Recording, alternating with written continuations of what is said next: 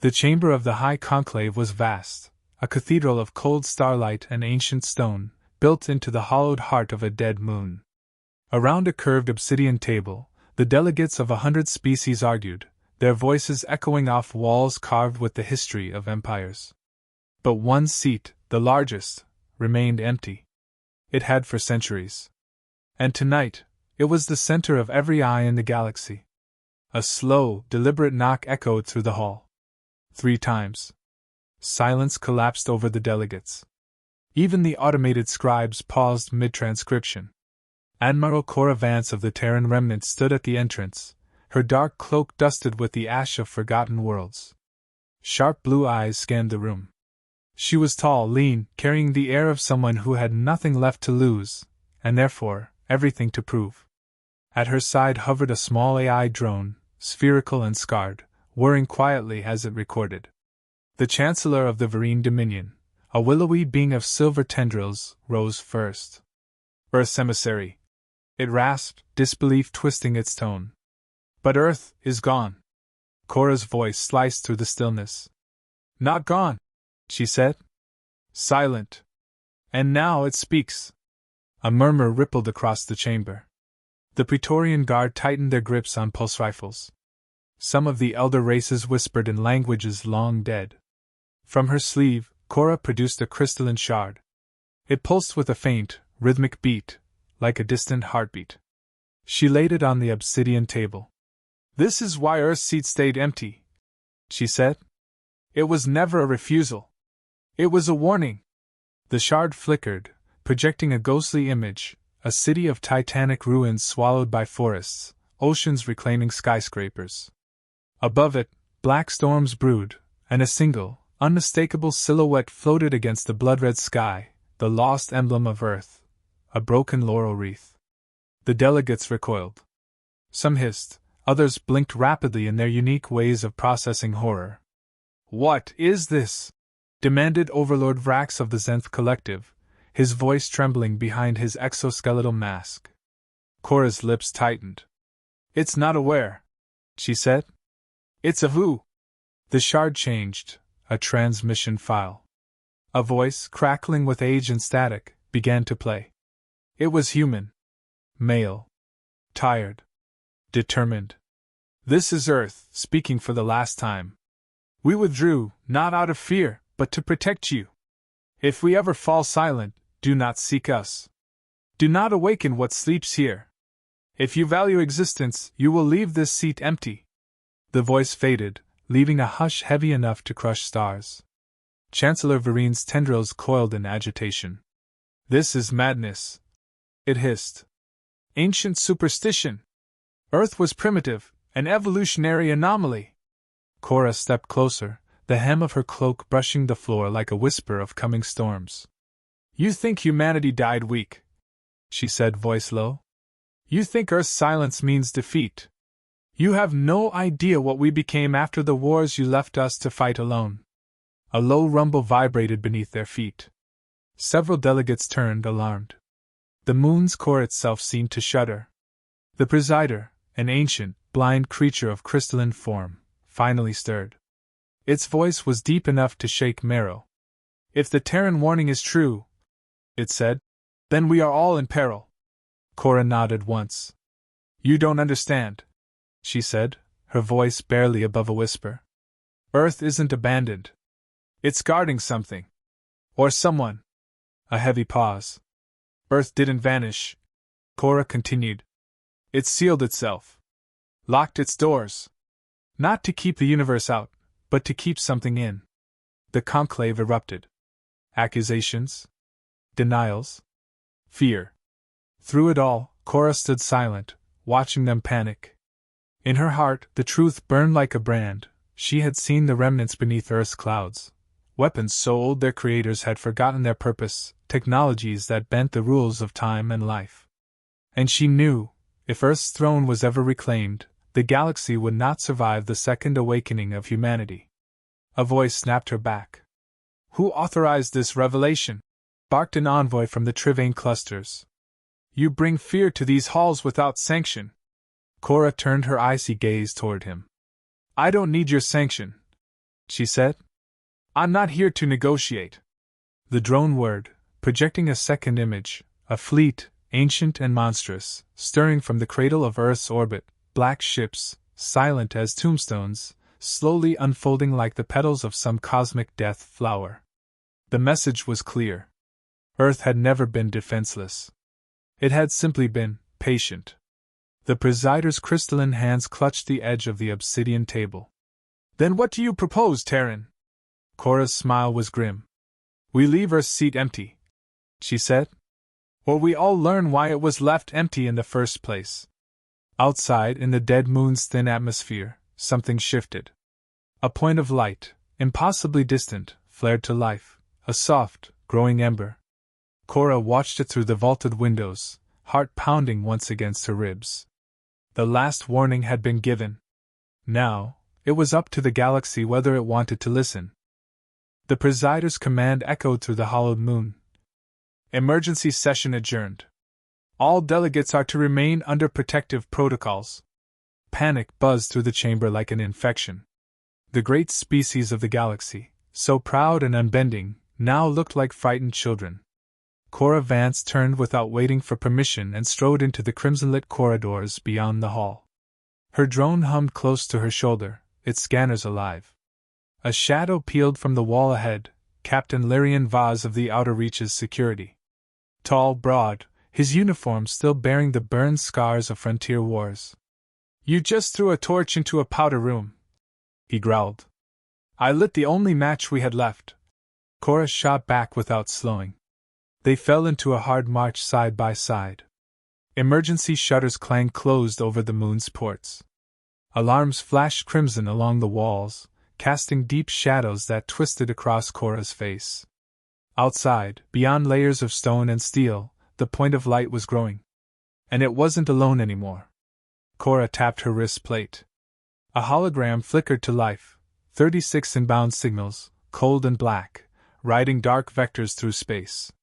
Earth's fleet. Silent. Awakening. You knew this would happen, Vaz said, voice low. Cora nodded once. They were never gone, she said. They were waiting. Vaz caught her arm, forcing her to a stop. His eyes, hard and tired, locked onto hers.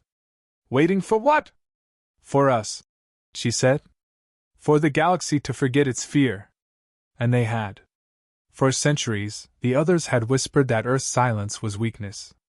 That humanity had burned itself out. That the seat remained empty because Earth had perished. They had been wrong. Now, as Cora and Vaz rushed toward the command center, the truth loomed larger with every step. The command center was chaos. Strategists from a dozen species barked orders, their words clashing in a dozen tongues. Holographic battle maps flickered and twisted with updates too fast to track. At the heart of it stood Chancellor Vereen, her tendrils curled tight in fury. You will explain this, she snapped at Cora the moment they entered. Cora didn't flinch. I already did, she said. You just refused to listen. Vereen's voice turned sharp. Explain how 36 ghost ships breached defensive grids without firing a shot. Cora strode to the tactical display, her fingers dancing across the controls. A 3D star map bloomed to life, marking the approach vectors. They're not attacking, she said. They're reminding, Vaz muttered. Hell of a reminder. Cora enlarged one of the incoming ship images. It was colossal, a structure of black adamantium veined with blue veins of unknown energy. Its design was human in origin but laced with architecture unseen since the days of Old Terra. No windows. No lights. Just silent death moving at impossible speed. One of the Trivane strategists, a pale, insected creature, leaned in, mandibles clicking nervously. Why haven't they opened fire? Cora's answer was a whisper. Because we haven't provoked them yet. The presider's holographic form blinked into existence above the command table. Its voice was steady, but behind it, an ancient fear trembled. What is Earth's demand? Cora shook her head slowly. They made no demand. The message was clear. The seat stays empty. Earth stays sealed. No one interferes. And if we refuse? Cora stared at the growing formation of dark ships outside the moon's perimeter. Then, she said, you'll see why humanity taught the stars to fear the dark. The words hung heavy over the room. But fear, as always, breeds arrogance.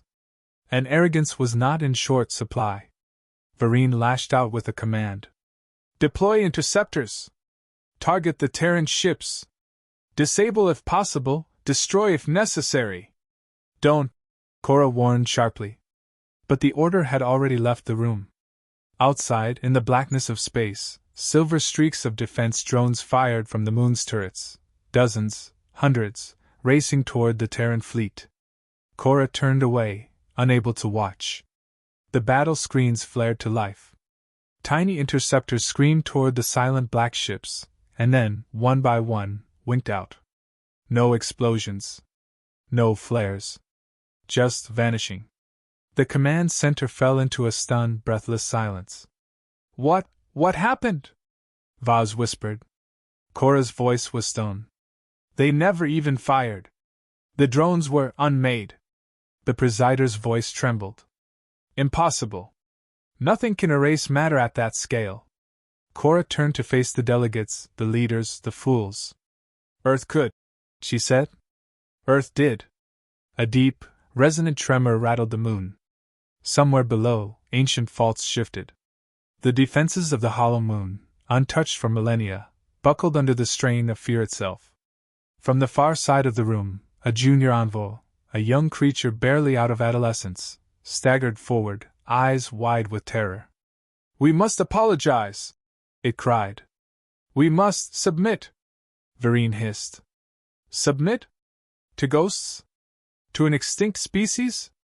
They're not extinct, Cora said coldly. They evolved beyond extinction. Beyond fear. Beyond war. The tremors deepened. One of the outer towers collapsed, the impact shuddering through the core. Outside the viewing windows, the Terran fleet shifted formation. Not into attack vectors, but into a wall. A barrier between Earth and the galaxy. A final warning, silent and absolute. Cora turned back to the room. This is our only chance, she said. Order the ceasefire. Recognize Earth's sovereignty. Leave the throne empty. The presider's crystalline form trembled. And if we don't? Cora's eyes burned with the knowledge she had carried too long.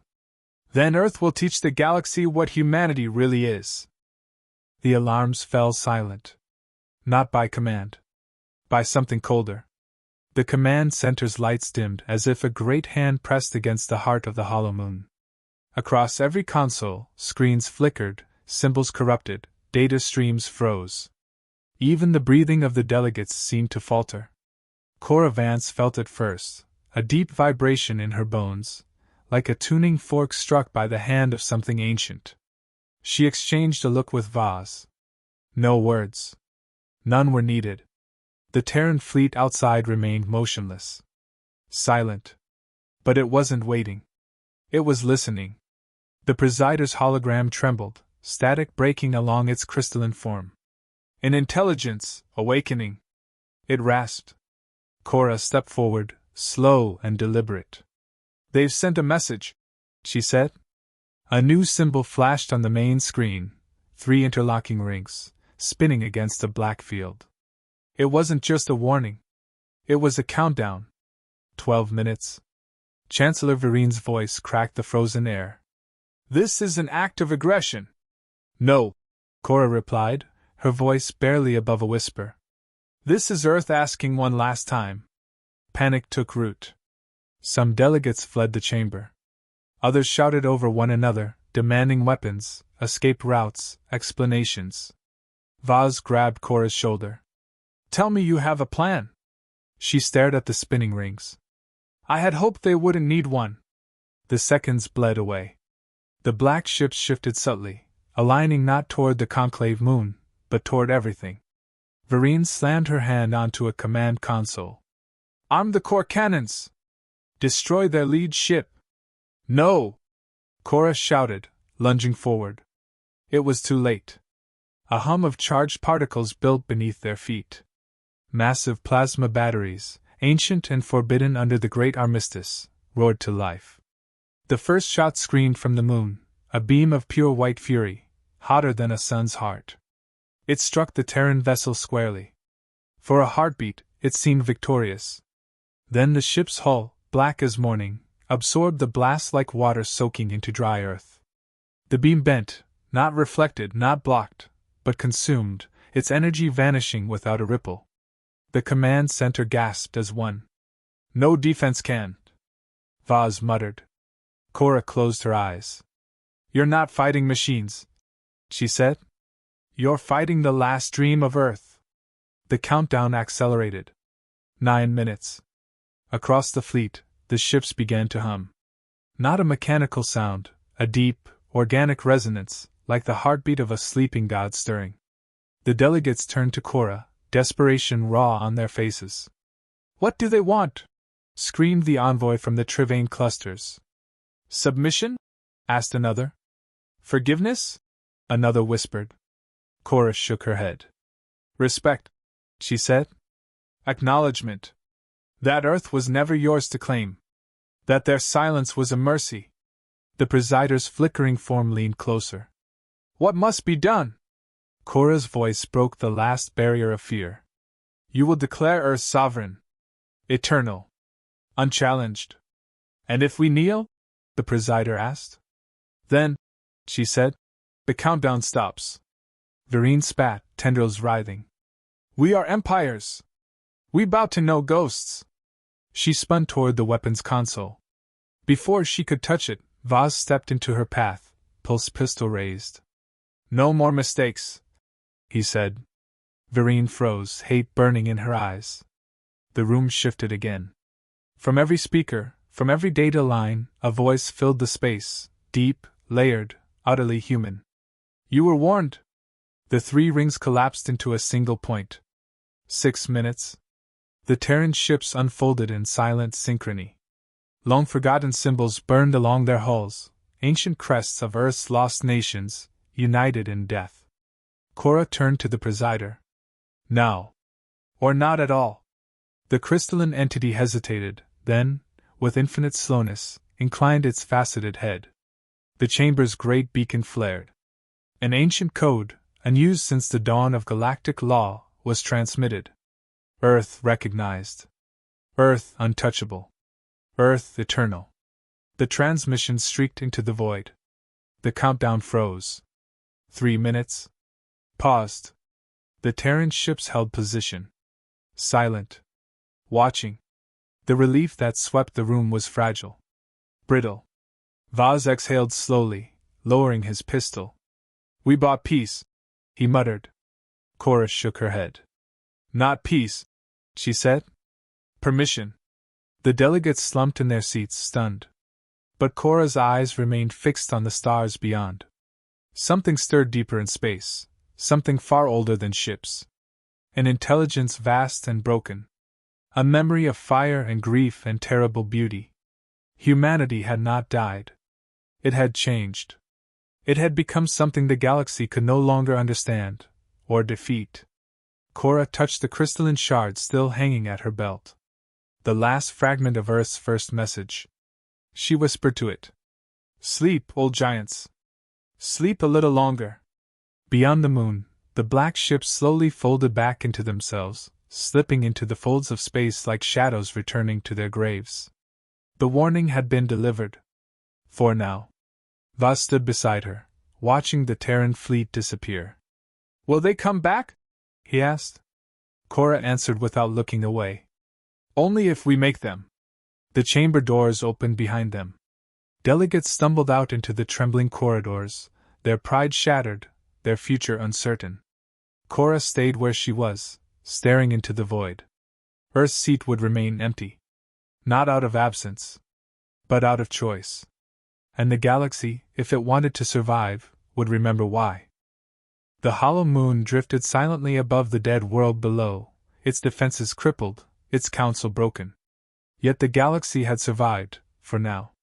Cora Vance stood alone in the conclave's shattered central hall, the great obsidian table cracked down its middle. The banners of 100 species hung limp, untouched by any wind. Outside, the stars shimmered cold and indifferent, bearing silent witness. Behind her, footsteps echoed, deliberate, heavy. Vaz approached, his uniform torn, a dark gash along his brow. "They're gone," he said. The Terran fleet withdrew beyond sensor range. Cora didn't turn.